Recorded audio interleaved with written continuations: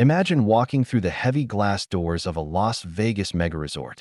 The air is pressurized, scented with a hint of coconut and expensive cedar, and the soundscape is a carefully curated symphony of electronic bells and crashing coins. You see a row of bright, flashing machines right by the entrance, beckoning you with promises of a life-changing jackpot. You reach for your wallet, but wait. Behind the cameras, in a dimly lit back office, someone like me, a former casino supervisor, is watching. We aren't looking for cheats. We're looking for the patterns you don't see. Most players think slot machines are a game of pure luck, a chaotic whirl of symbols. But the floor is a blueprint designed by psychologists to separate you from your money as efficiently as possible. I.e., spent 15 years watching people lose fortunes on trap machines while the pay big secrets remained hidden in plain sight. Today, I'm pulling back the curtain. I'm going to show you exactly how to read the floor like an insider, spot the machines designed to bleed you dry, and identify the ones built to actually pay out. Are you ready to see the casino for what it really is? 1. The illusion of the hot machine. The first thing you need to understand is the psychology of the hot machine myth. We've all seen it. A player hovering around a machine, waiting for someone to leave because they've put so much money in, it's due to hit. From my desk in the supervisor's booth, I'd watch this play out every single night. The truth? Modern slots use a random number generator, RNG, that cycles through millions of combinations every second. The machine doesn't know if it hasn't paid out in an hour or a decade. However, the perception of a machine being hot is a tool the casino uses. We place high-volatility machines in areas where a crowd can form, creating the illusion of a winning streak to keep onlookers interested. I once watched a man play for 6 hours straight, convinced the machine was warming up, only to lose his entire bankroll to a math equation that doesn't have a memory. Have you ever felt like a machine was teasing you with almost wins? That's not luck, that's engineering. Never chase a machine because it hasn't paid out recently. Treat every single spin as a brand new event, independent of the last 1,000. 2. The high traffic trap. When you walk into a casino, the most attractive, loudest, and most accessible machines are almost always the ones with the lowest return to player, RTP, percentages. Think about the machines right next to the elevators, the buffet line, or the main entrance. We call these distraction machines. The logic is simple. People waiting for a table or walking to their room are likely to drop $20 just for fun. Since they aren't dedicated players, the casino doesn't need to offer high odds to keep them there.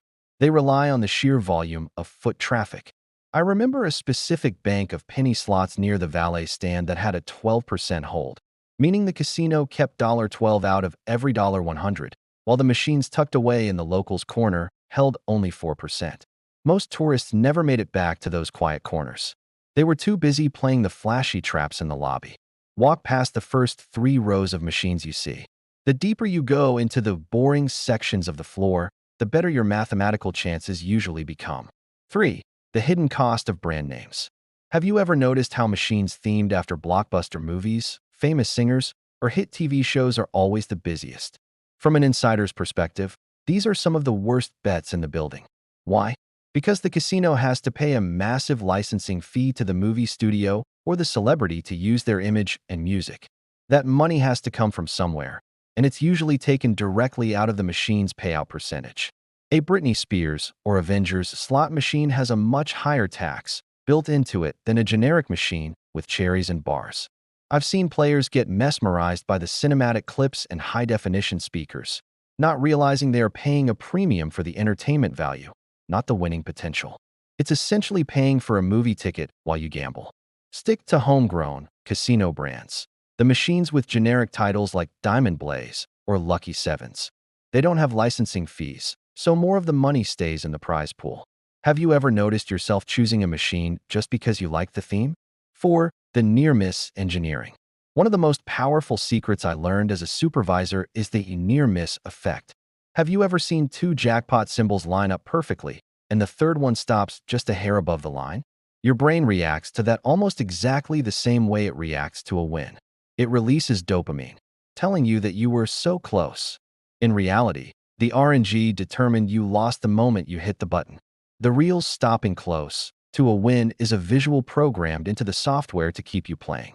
I've watched players get more excited about a near miss than a small actual win. The industry calls this losing symbols that look like wins, and it's designed to extend your time on device. The longer you stay, the more the house edge grinds you down. Ignore the visuals of the reels. Look only at your credit balance. If the balance isn't going up, you aren't close to anything. It's a digital display, not a mechanical wheel. 5. The penny slot paradox. It's the biggest irony on the casino floor. The cheapest machines are actually the most expensive to play. People flock to penny slots because they think they're risking less. But as a supervisor, I saw the payout sheets. Penny slots consistently have the lowest RTP in the entire casino, often as low as 85 to 88%. Compare that to the $5 or $10 machines, which often pay out at 95 to 98%. Furthermore, most modern penny slots require you to bet max credits to qualify for bonuses or jackpots, which can cost $3 to $5 per spin. You're betting $5 on a machine with terrible odds, when you could be betting $5 on a high-limit machine with much better odds. I once helped a regular player realize he was spending $400 an hour on pennies, while a high-limit player next door was spending the same amount with a 10% better chance of winning. If you're going to bet several dollars per spin anyway, move up to a higher denomination machine. You'll get better rules and a higher payback percentage for the same risk. 6. The sound of silence. Casinos are masters of acoustic conditioning. When a machine pays out, it makes a specific frequency of sound, usually in the key of C, which is universally pleasing to the human ear. It's loud enough for everyone in a 20-foot radius to hear. But when you lose, silence, or perhaps a low, ambient hum, this creates a psychological survivorship bias. Your brain hears wins happening all around you, even if 90% of the people in the room are losing. It makes the environment feel lucky. I used to walk the floor and notice how the machines near the walkways were programmed to be slightly louder. We wanted the people walking to the restroom to hear constant winning, encouraging them to stop and play on their way back. Wear headphones or simply be mindful of the noise. Don't let the auditory cues of other people winning convince you that the room is hot. Focus on your own machine's performance. Have you ever felt a surge of hope just by hearing someone else hit a jackpot? 7. Progressive pitfalls. Everyone dreams of hitting that million-dollar progressive jackpot. But here's the secret the casino doesn't want you to know. A portion of every single bet you make on a progressive machine goes toward building that giant jackpot. This is essentially a jackpot tax. Because so much money is funneled into one massive prize that only one person will win, the base game, the small wins that keep your bankroll alive, is much tighter. I've seen players burn through their entire budget in minutes on progressives because the machine simply doesn't pay out small wins frequently enough to sustain play. You're essentially subsidizing someone else's future miracle. Only play progressives if you have the bankroll to withstand long dry spells. If you want to play for a long time and have a better chance of leaving with a small profit, stick to flat-top machines where the top prize is fixed. 8. The player's club double-edged sword. Always use your card, they tell you. And it's true. The comps, free rooms, meals, and play are great. But from the back office, that card is a tracking device. We know your theoretical loss to the penny. We know exactly which machines you like and how long it takes for you to quit after a loss. Sometimes, if the system sees a high-value player losing too quickly, it might trigger a host alert. A host will come over with a free steakhouse dinner to keep you in the building. Why? Because they know if you leave now, you might not come back. If you stay, the math will eventually favor the house again. I've seen free dinners that ended up costing the player $2,000 in additional losses that night. Use the card for the perks, but don't let the freebies dictate your session length. If you're losing and feel frustrated, leave. That free buffet isn't worth another hour of bad luck. 9. The end of the row logic. There is an old gambling myth that the machines on the ends of the rows pay out more because they want passersby to see people winning. In the 90s, this was often true. Today, it's more complicated. In modern casinos, placement is data-driven. We often put the most volatile machines on the ends, machines that have huge wins but also long periods of nothing. This creates visual peaks. You see someone hit a $500 win as you walk by, but you didn't see the 5 people before them who lost $100 each without a single hit. I've seen players hunt for in machines like they found a cheat code, not realizing they were stepping into a high-variance trap. Instead of looking for the end of the row, look for machines that look worn out. In local casinos, the machines with the most faded buttons or scratch screens are often the ones people play the most. Why? Because the locals know those machines pay out more consistently. 10. Tito and the disconnect from reality. The ticket in, ticket out, Tito system changed everything. Before Tito, you handled heavy, dirty coins. You felt the weight of your winnings and the physical loss of your coins. Now, it's just a piece of paper with a number on it. This is value disassociation. It's much easier to put a $100 ticket back into a machine than it is to dump 100 physical dollar coins in.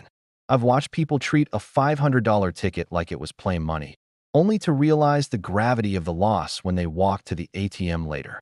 The casino wants you to think of your money as credits, not rent or grocery money. Occasionally cash out your ticket and look at it. Better yet, go to the kiosk and turn it into cash. Feeling the physical bills in your pocket creates a psychological stop that a piece of paper doesn't. Have you ever found yourself playing through a ticket just because it was easier than cashing it out? 11. The myth of the switch. One of the most common questions I got as a supervisor was, do you guys flip a switch to make the machines tighter on weekends? The answer is no. Changing the payout on a machine is a highly regulated, bureaucratic process. In many jurisdictions, it requires notifying the gaming commission and physically changing a chip or software settings. We don't need a switch. The math is already in our favor. However, the feeling that machines are tighter on weekends comes from the fact that there are more people. With more people, the losses per hour in the room skyrocket, making the atmosphere feel less lucky overall. I've seen players get angry at technicians working on a machine, thinking they're turning off the wins. They're usually just fixing a ticket jam. Don't worry about the time of day or day of the week. Focus on the machine's specific RTP and volatility. The math stays the same whether it's a Tuesday morning or a Saturday night. 12. Spotting the eater. There is a specific type of machine I call the eater. These are usually the newest, most high-tech cabinets with 4K screens, vibrating seats, and surround sound. These machines are designed for immersion. They often have very complex bonus rounds that look amazing, but pay very little relative to the time they take. The eater is designed to keep you in the seat through mini bonuses that only pay back half of your bet, what we call losses disguised as wins. You bet $2, the machine goes wild with lights and sounds, and you win $1. You feel like you're winning, but your balance is dropping. I watched a woman play one of these for 2 hours. She won 50 times, but she still lost $300. Watch for losses disguised as wins. If the machine celebrates a win that is less than your spin cost, it's an eater. Move to a machine that only celebrates when you actually make a profit on the spin. 13. The insider's checklist. Before you sit down, you need a checklist. I used to tell my friends to look at 3 things: denomination, theme, and location. Avoid the 1-cent machines if you're betting big. Find the generic themed machines in the quieter parts of the floor, and look for machines that have a VPay, video poker, option nearby, as these areas often have higher overall floor payouts to satisfy the math-heavy players. But the most important part of the checklist is your own mindset. Are you there for the show or for a shot? If you're there for the show, play the movie-themed ones. If you're there for a shot at winning, find the simple 3 reel machines tucked away near the high-limit entrance. I've seen the difference a simple 50-foot walk can make in a player's session. Spend 10 minutes walking the entire floor before you play a single credit. Map out the quiet zones and compare the minimum bets. Knowledge is the only edge you'll ever have. 14. The final shift. At the end of my shift, I'd see 2 types of people. There were those walking out with their heads down, feeling cheated by a rigged system, and those walking out with a smile, regardless of whether they won or lost. The secret to winning at the casino isn't just about spotting the right machine. It's about mastering your own exit strategy. The casino is built on the hope that you'll stay just 5 more minutes. My job was to make sure those 5 minutes happened. Your job is to make sure they don't. Set a win limit and a loss limit, and treat the casino like a movie theater. You're paying for the experience. If you happen to leave with their money, that's just the sequel nobody expected. Play smart, understand the math, and remember, the house always has the edge, but you have the power to walk away. Did this change how you'll look at the floor next time you walk in? Play responsibly, and I'll see you in the next one.